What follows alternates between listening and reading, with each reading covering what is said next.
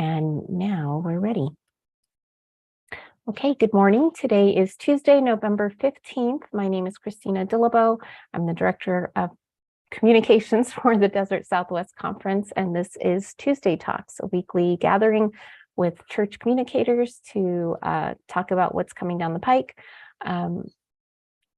ask questions, share sometimes church news, maybe focus a little bit on some new event or ministry that's happening. We occasionally have guest speakers. And what else is it? I don't know. This is what it is. We're here. So let's dive in. The first item that I'm going to share with you all is there's a couple of events that were newly announced by the Department of New and Vital Faith Ministries.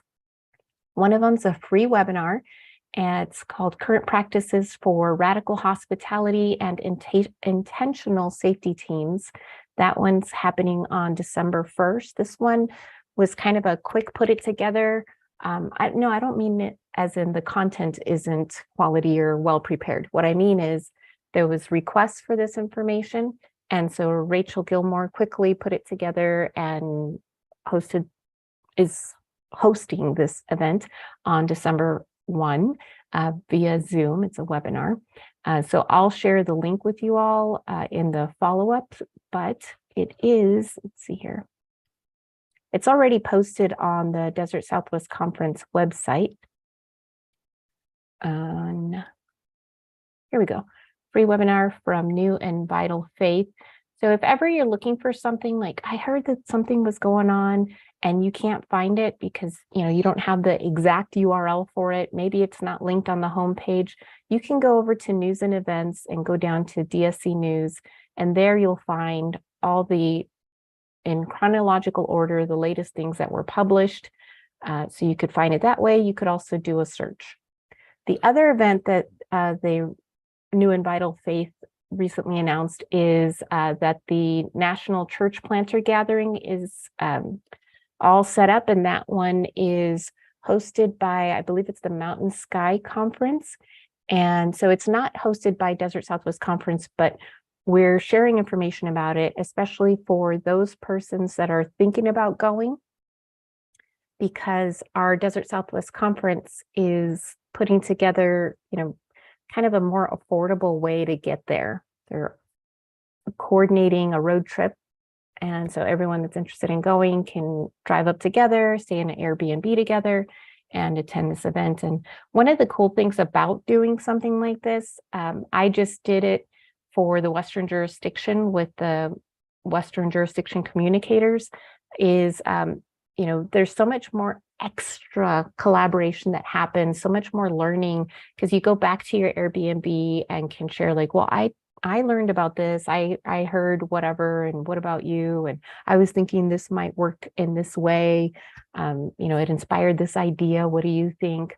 So I can't recommend it enough to tell others about it, especially if like, oh, our pastor, our lay leader, or whoever does this type of work, or we're wanting to learn about it.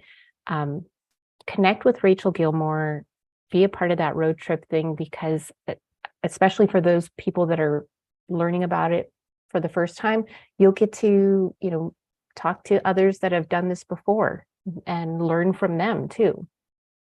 So share that little bit of news, if you will. Okay, the next item, and then that National Church Planter event is happening on April 24th through the 26th next year, 2023. All right, is there questions about that? Okay, then the next item is from UMCOM. Recently sent out, it could have been Friday maybe that I got it. It's a newsletter that includes upcoming resources, and some of what they were sharing was Discipleship Ministries has resources for Christmas through New Year's. It's like each week has something going on. The theme is God of the Dark and Light. And then Religion and Race has resources. The theme is God's Unimaginable Surprises. So I'm going to share that with you. Here's the discipleship ministry. So week 1 is Las Posadas, which, as it explains a little bit in the little preview text there, but you can click on it to learn more. So I don't know. I don't think it's too late to take advantage of any of these, but if it is, you could save it for next year. So I would still share this with your pastor, with your worship leader, to make sure they've got access to it and can think about it for this year or for next year. And it's free. Okay, here's the one from religion and race. And same type of thing. They've got week by week. You can just download what you need and use it when it works for your church. Questions about that? Okay.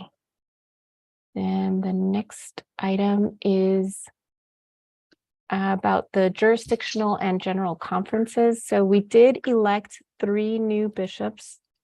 Before I get to it, I'll share. So the next items that I have actually are this resource from United Methodist Communications. You might have heard about it already. It's not exactly a PowerPoint presentation. They're Google Slides, I think. And it's all about, your church could use it in so many different ways. It's about what we believe, who we are, our history as United Methodists. It could be used as a refresher for United Methodism 101 class. It could be used as discussion points, presentation and small group discussions.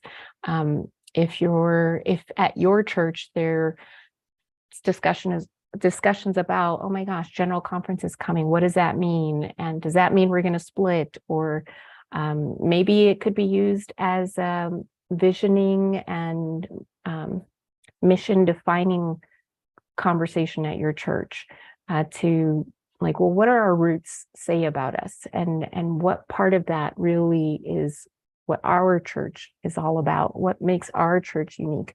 So there's tons of different ways that you could use this resource. And when you go to it, it basically gives you instructions on the first slide of how to make a duplicate or make a copy of it so that you can download it and then customize it. It's free. And it made sense to me that you should also might as well check out the faith and facts cards, because if you're talking about the theology and the history of the church, there might be questions about, well, what about now? Where are we at now? And this also might help your church to identify some of the, not themes, not strong points, I'm not saying the right words, but the areas of focus that your church is most connected to, that really wants to do more work in. Or if your church has been involved in stuff and you get questions about, hey, why is your church involved in the death penalty? Or what does your church have to do with gambling? Leave me alone. You could use these faith and facts cards as kind of a information about, well, this is why the United Methodist Church is involved. Questions about that? Okay, so again, these are free downloads that I will share the links with you. So now jurisdictional and general conference. So we had Western Jurisdiction Conference, and you probably, if you're subscribed to the Desert Southwest Conference news, you were receiving newsletters every day that was kind of a daily wrap up about what happened during the Western Jurisdiction Conference. So you might, as a communicator, you might be subscribed, but your membership at your church might not be. So some of you may have already been sharing bits and pieces of here's what was happening, but if you weren't doing that, I did want to highlight that the only way that your membership would have been receiving updates on what happened during the Western Jurisdiction Conference is if they were already registered or subscribed to Desert Southwest Conference news. If you're guessing they probably are not, then you might want to at some point share about what happened, not just because we elected 3 new bishops and that our Desert Southwest Conference was assigned Bishop Carlo Rapanut as our new bishop starting in January 1st, 2023. I mean, that's a big deal. And you might want to share a little bit about who he is. So some of that information, here's interview article that was done on him that you could copy and paste into your church news. If you need the photos some other special way, you can either request it from me, or better yet, take a look at, let's go to Flickr. In the Western Jurisdictions Flickr account, we have albums that have each day sectioned off. So you can see what happened on day 1, day 2. If you want a different photo of the consecration service, any of that stuff, you can go ahead. And this is from the previous conference. So let's look at the consecration service real quick. These photos are free for your church to download. You can edit them, crop them however you need. There's more photos. There we go. And we do have information of, that you could copy and paste as well if you wanted to share a little bit about that. So it does say that they're copyrighted, but and they are, but not for, it's not restrictive of your church news. You can use any of these photos without any worry. There's no cost to them. Download them and crop them however you need. Questions about that? Okay, so you can go to westernjurisdictionumc.org to find out, these main big stories here on the left are the profiles on each of the 3 new bishops. This one over here is the wrap-up of the whole thing. And you can see each of the daily wrap-ups is here on the right as well, as things were happening. And it wasn't just daily wrap-ups. We had a statement after an executive session. There was lots of other stuff. So dig in, because there was legislation that was also passed. It wasn't just about selecting new bishops. So take a look at those and see what makes sense for your church. What do you need to share right now? And if you were wondering, when's the next Western Jurisdiction Conference? So this one's a little tricky, I guess, because normally they happen every 4 years, but because General Conference is happening, let's see here, I think I have it, here we go, April 23rd through May 3rd, 2024, so that's 2 years from now. The Western Jurisdiction or General Conferences happen right after that. So the Western Jurisdictions Conference is happening now in 2 years in, I think it's July 2024. Let's find out for sure. I think I put an update here. 2024, yes, in the Greater Northwest area. And oh, I didn't put the date in there. So I will have to add that in there, but I will include it in your follow-up notes. Oh, I've got something in chat. Oh, July 2024, thank you. It's usually the 2nd week of July. Okay, thanks, Julie. So I'll include that exact date, but I know I also have it on the on the Desert Southwest Conference calendar. So you could always check it out there. Let's just go to it real quick. 2023, 2024, July.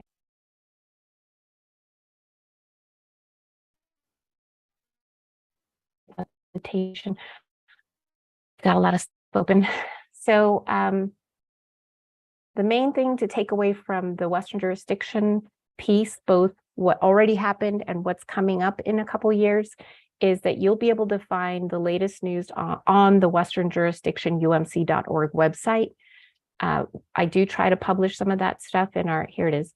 So it'll happen July 10 through 13, 2024.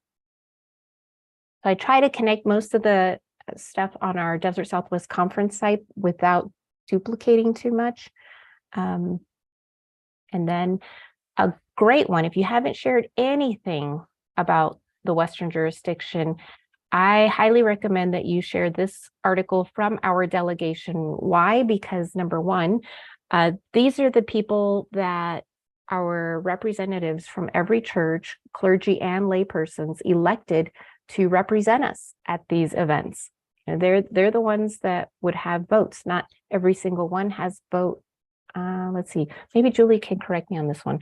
I think that the ones that have vote are our first elects, and then our reserves would fill in if our first elects are not available. So these are a group of first elects and reserves. And of course, Bishop Carlo Rapinu is right here. This was right after we found out that he was assigned to the Desert Southwest Conference. We got to go over to a little area and kind of get to know him a little bit. So that's what this photo is. So this one, I highly recommend you share this one if you haven't shared anything, because it tells you a little bit about what happened, and it's written from our delegation. So it's a good one to share. Okay, questions about that? Go ahead, Jim. Sorry, I unmute here.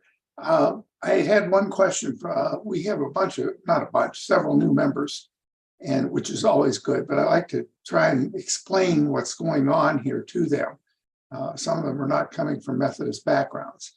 One question that I had was, why weren't there more lady people on our delegation? Oh, well, I can't speak to why some people showed up and why some didn't, but I know that there would be equal representation elected, and maybe Julie can share a little bit about that. Thank you. Yeah, that's a great question, Jim. So at annual conference, every annual conference elects people to both general conference and jurisdictional conference. For our delegation, we did those elections in 2018, but obviously because jurisdictional conference was postponed till this year, we didn't attend.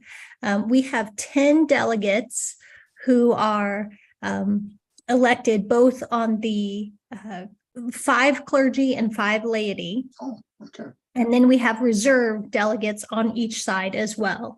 And so we did have an equal number. Every annual conference gets a certain number based on their membership size. And so,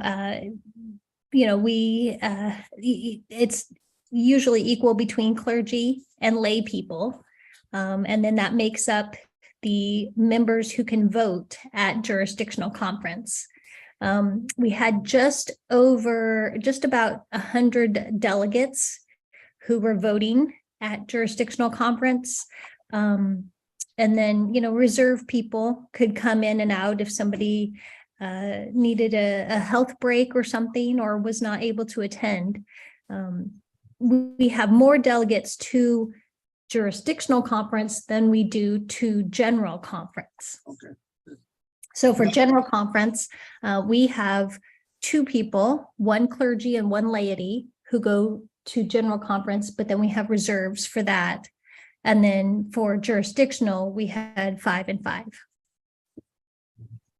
My concern with that is just trying to explain, well, it's not only to the new members, but to our existing members. A lot of them do it shorthand and they don't really understand what's going on. So I like to kind of spell it out for them. Thank you. That is so helpful to hear. Both Julie, thank you for the insights, and Jim for the question. I'm going to share my screen one more time. Well, that's not true. I'll probably share it again. Just to show you, this is the page. If I'm way down here at the bottom of any page on the Desert Southwest Conference website, there is of directories, there's DSC delegates. So if you click on that, you come to this page and it shows you who our delegates are. There you go. So I don't know if that's helpful to see who the people are, and then you can see that they're not all, it's not more clergy versus laity, that it is an even spread. But also we do have some new pages that are coming up fairly soon.